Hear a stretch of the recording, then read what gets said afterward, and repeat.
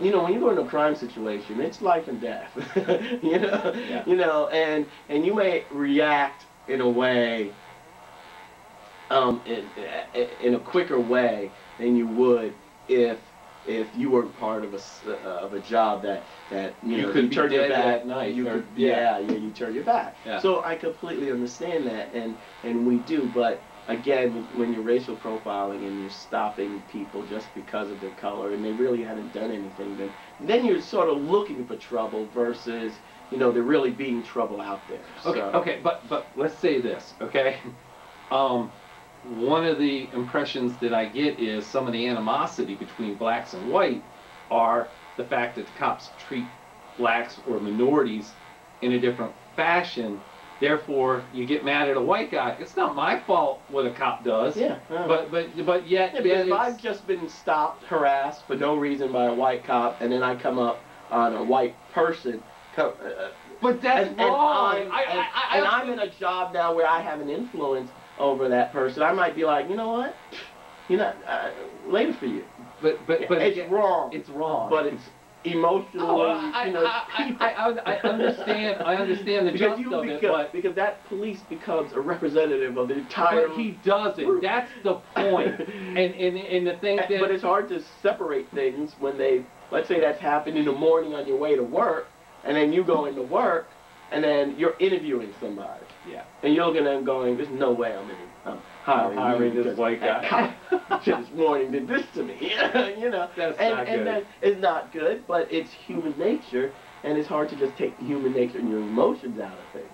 You know, and you're right, yes. So those kind of things could cause issues. I came home from New York. We went up and we were doing a job. We would build rooms that computer banks were inside these special rooms. They had honeycomb vents that went like this, so any of the electric coming out of there was shored out so people couldn't steal the secret files. Okay, this was back in late 80s, early 90s. And we're coming home from going up there, and we get pulled over by a cop. We're in a van. I reach over and I go to turn down the radio because we had it blasting. Next thing, I look up and there's a gun at me. And I'm thinking to myself, what's your problem? Okay? And it's like what you said. You go out there, you don't know what you're facing. So the cop walks over to the driver's side, still with a gun in hand, pointing. And he said, what'd you reach for? I said, turn down the damn radio. And he said, that could have got you killed. And I'm thinking to myself, really, you're going to shoot me for something you don't even know what I'm doing, and because you're afraid. And see, I think that's one of the things. Let me tell you, let me look at that exact same example. Now, see, he didn't shoot you. See, as a black man, we're afraid that we would have been shot. Without even doing the exact same thing. That's crazy. We would have been shot. That's crazy. Because literally, when a cop stops, I mean, you're supposed to just breathe. I take my license out and I have it there and I'm ready before he gets out of his car or anything, because I don't want him to think I'm pulling at anything. So that's a hell of a fear to live in. And it is, you know, that we've seen so many cases over the years where black men in particular have been shot and killed. Oops, accident. Oh yeah, you got the guy up in New York that was shot 47 times for reaching for his wallet. Yeah. Reaching for his wallet coming out of a bachelor party. Right. You know, 47, no gun, no nothing on it. You know, how many times did you reload? I mean, you know. Yeah, those are so many different types of, I mean, there's just so many different examples that you could give of supposed accidents. Oops, I didn't. Or he had something. He had something. Or I thought he had something. You know, and when you have that so many types of cases like that, it seems like it's leaning in a certain direction. Yeah, until recently, and I can say that recently, when you heard on the news, and maybe it's media who only covers it, it always seems like it's a white cop and a black guy that's been either shot or killed or something. Now, recently, over the last, I'd say year and a half, couple of years, you've seen some incidents with white and white, white on white. You know, we have within our area of Frederick, actually four people were killed within a span of a year, and they all were white.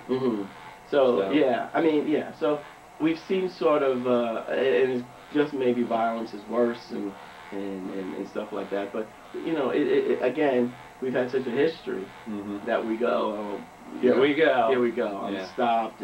Are they going to embarrass us like completely in front of our families? And see, I never even thought of that aspect. Yeah. You know, and it's a lot of that kind of stuff.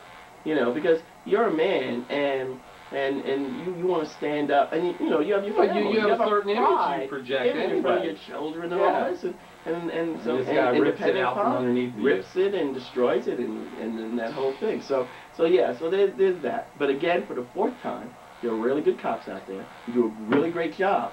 You know, and we're not talking about them. We're talking about the ones that whatever reason, whatever pent-up issues they have, where they would actually bring something like that forward. But again, you know, I never live in fear. I see a cop.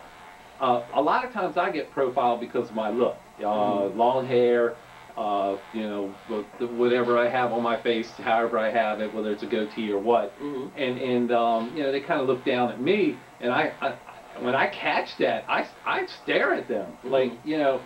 Really? You're gonna look at me like, who are you? Yeah. My taxes pay for you to actually be looking down your nose at me. We attempt not to stare. See, that's crazy. And I've had friends that said that said you're lucky you can look back at them. You're lucky you can talk back to them. Yeah. Because if it was us, we're done. Yeah. And that's incredible because they serve and protect. They're not there to put fear in people's you know, hearts and you know, they're there. The taxes pay for their job. I mean, again, we're talking about a lot of good cops, and a lot of them are hypocritical. They'll pull you over for speeding, and then when their shift is off, you watch them running down the major highway doing 80 miles an hour in a fast lane. You know, and it's like, hold it, you would have pulled me over and given me a ticket for the same stuff. So that's one of the reasons why I am kind of, you know, really, you pulled me over. Right. But as a white man, I guess I kind of get over on that, you know, because I've never ever been afraid when I was pulled over by a police officer. Yeah. So, I mean, that's, you know, hey, you guys comment. Let us know what you're thinking. Let us know. I mean, I'm sure that you guys can give us a lot of different examples, and we'll talk about those examples on a later segment, and sort of talk it through. And you know, if you have questions about, you know, the reaction of one group versus the other, let us know. Well, and again, before we get done with this, the point again that I'm trying to make is that just because a cop did something to you and you happen to be a white police officer doesn't mean that now you're going to get pissed off, or you shouldn't. I mean, I understand what you said, but you can't carry. See, that was the whole conversation I had with that kid, which was, you know, just because the cop did it to you doesn't mean I would do something like that to you. So, you know, and you gotta be man enough or adult enough to see that not everybody's the same. Because if we just pegged everybody, then once again we're back into doing segregation crap. Absolutely. So, on that note, we'll be back.